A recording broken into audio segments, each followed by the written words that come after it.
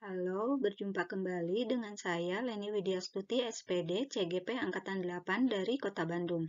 Kali ini saya akan menyajikan demonstrasi kontekstual modul 1.4 mengenai budaya positif melalui segitiga restitusi.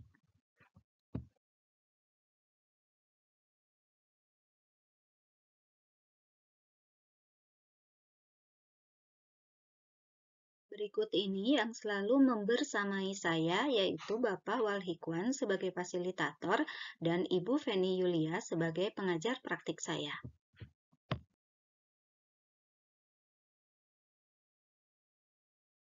Menurut William Gosen, restitusi diartikan sebagai proses menciptakan kondisi bagi murid untuk memperbaiki kesalahan mereka, sehingga mereka dapat kembali kepada kelompoknya dengan karakter yang lebih kuat. Restitusi bukan untuk menebus kesalahan, melainkan sebuah tawaran dan bukan paksaan. Fokus restitusi sendiri pada solusi dan dapat mengembalikan murid kepada kelompoknya dengan menyadari kesalahan dan menjadi lebih kuat.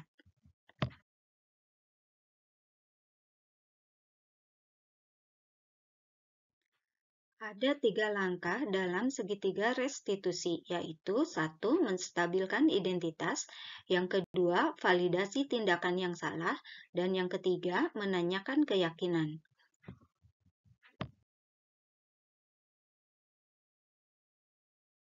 Berikut ini saya sampaikan skenario praktik penerapan segitiga restitusi berdasarkan kasus yang pernah saya tangani.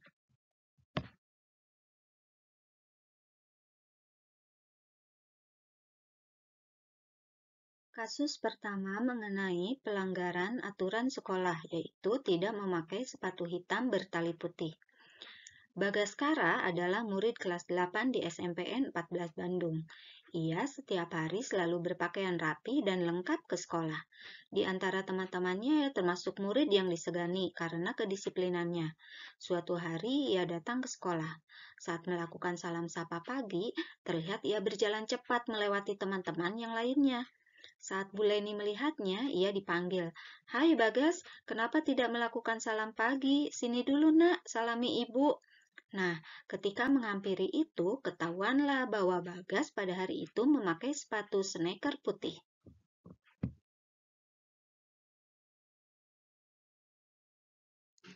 Berhubung lagi libur sekolah, video pramennya di-skip dulu untuk ditampilkan di aksi nyata nanti.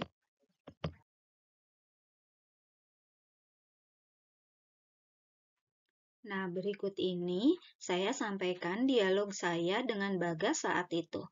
Pada langkah restitusi menstabilkan identitas, saya menanyakan, "Nah Bagas, apa yang berbeda dari sikap Bagas hari ini?" Waktu itu Bagas menjawab, "Saya berlari menghindari salam sapa pagi, Bu. Saya takut ketahuan kalau saya memakai sepatu putih." Nah, pada langkah kedua, validasi tindakan yang salah, saya bertanya kepada Bagas, "Kenapa melakukan seperti itu? Nilai kebaikan apa yang telah kau langgar?" Lalu Bagas menjawab, "Saya melanggar aturan pemakaian sepatu hitam, Bu, dan saya tidak melakukan salam sapa pagi hari ini." Lalu saya pun bertanya, "Nah, kenapa Bagas melakukan hal itu?" Bagas pun menjawab, "Saya memakai sepatu putih karena kedua sepatu hitam saya basah, Bu. 2 hari kemarin pulang sekolah selalu kehujanan." Lalu saya bertanya, "Kan bisa dijemur, sehari bisa kering kan?"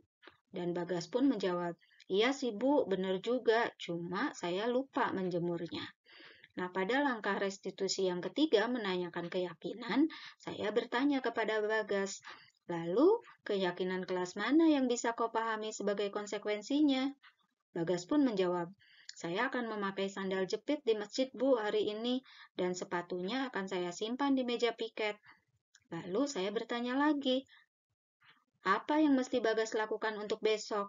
Bagas pun menjawab saat itu, "Besok saya tidak akan melakukan lagi, Bu. Saya akan menghubungi Mama di rumah, meminta tolong menjemurkan sepatu saya sekarang ini agar dapat dipakai besok."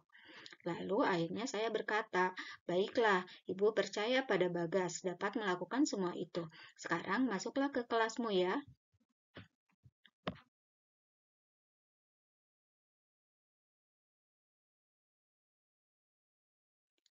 Kasus kedua berupa pelanggaran aturan di dalam pembelajaran, yaitu mengetai temannya dengan rasis dan bahasa binatang serta memukul teman. Pada saat berdiskusi kelompok di kelas dalam pelajaran bahasa Indonesia, Hafji Ardi memukul Yafi. Tentu saja kelas menjadi ricuh dan diskusi kelompok terganggu. Bu Leni yang saat itu sedang membersamai salah satu kelompok di ujung kelas segera melerai dan mengajak keduanya untuk duduk bersama mengelilingi meja guru di depan. Dari obrolan itu, tahulah Bu Leni, Hafji Ardi melakukan itu karena kesal dengan kata-kata Yafi yang selalu mengatainya si Jawa medok dan mengatakan anjing, yang bagi Hafji itu sudah keterlaluan karena ia selalu diajarkan ibunya untuk berkata sopan dan santun kepada orang lain.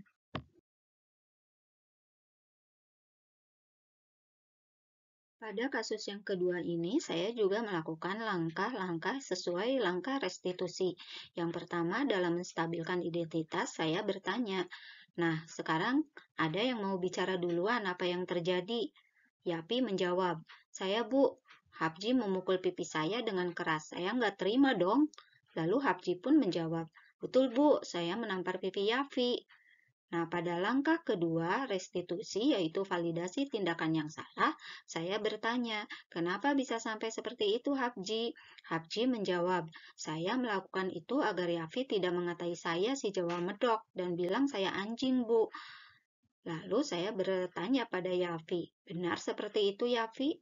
Yafi pun menjawab, "Iya, Bu. Saya melakukannya karena memang Hafji kalau bicara medok, Bu. Jadi saya senang ganggunya aja. Saya mengatai anjing ke Hafji karena kaget dia tiba-tiba memukul saya."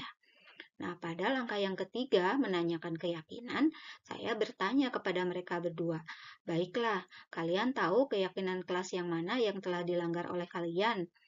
Yafi menjawab, "Kita tidak boleh bertindak rasis dan berkata kasar, Bu." Hapji juga menjawab, "Kita tidak boleh main hakim sendiri dan bertindak kasar yang membahayakan, Bu." Lalu saya bertanya, "Sekarang apa yang mesti kalian lakukan sebagai konsekuensi dari nilai kebajikan yang telah dilanggar?" Yapi menjawab saat itu, "Kami akan saling meminta maaf dan memaafkan, Bu, dan tidak mengulangi kesalahan kami lagi." Hapji pun menjawab, "Saya juga, Bu. Lain kali saya akan menahan emosi saya untuk bertindak kasar yang dapat mencelakakan orang lain." Lalu saya bertanya, "Apalagi? Hanya itukah?" Hapji menjawab, "Tidak, Bu. Saya akan meminta maaf ke teman-teman saya di kelas ini karena kami berdua sudah membuat ricuh suasana kelas."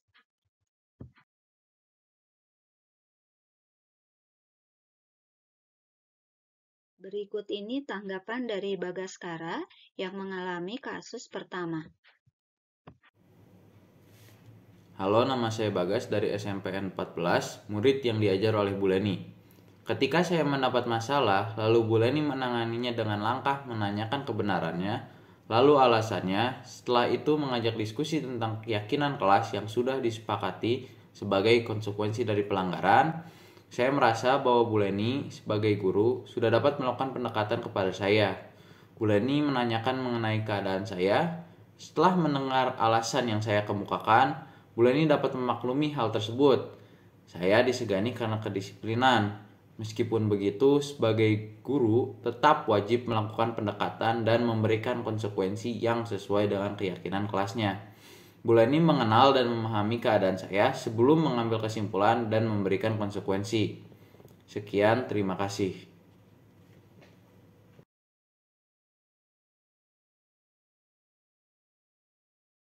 Berikut adalah tanggapan Hapjiardi Aditya yang mengalami kasus kedua. Halo, nama saya Hapjiardi Aditya dari SMPN 14 Bandung. Saya adalah salah satu murid yang diajar oleh Bu Leni. Ketika saya mendapat masalah, Bu Leni menanyakan hal tersebut itu dengan langkah menanyakan kebenarannya. Ketika sudah ditanyakan, lalu kita berdiskusi tentang komitmen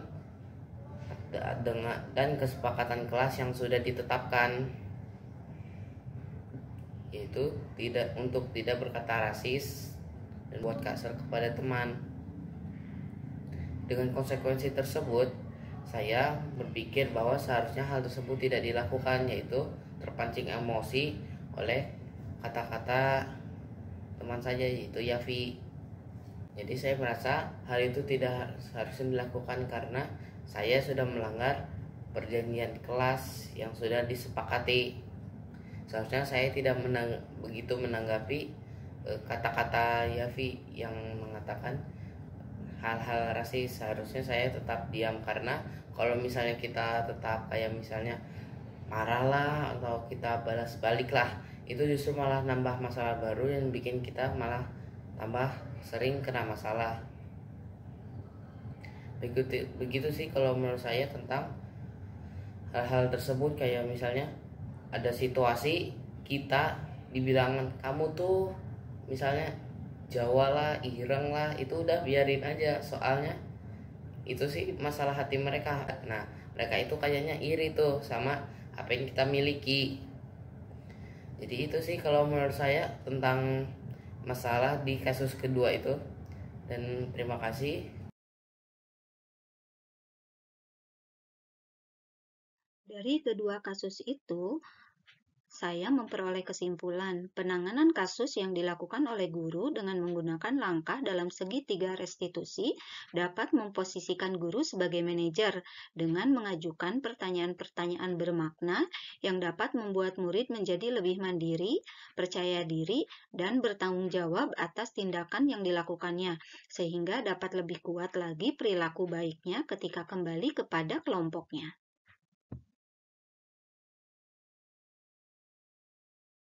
Demikianlah tayangan demonstrasi kontekstual modul 1.4 tentang budaya positif melalui segitiga restitusi ini disajikan. Semoga bermanfaat. Terima kasih.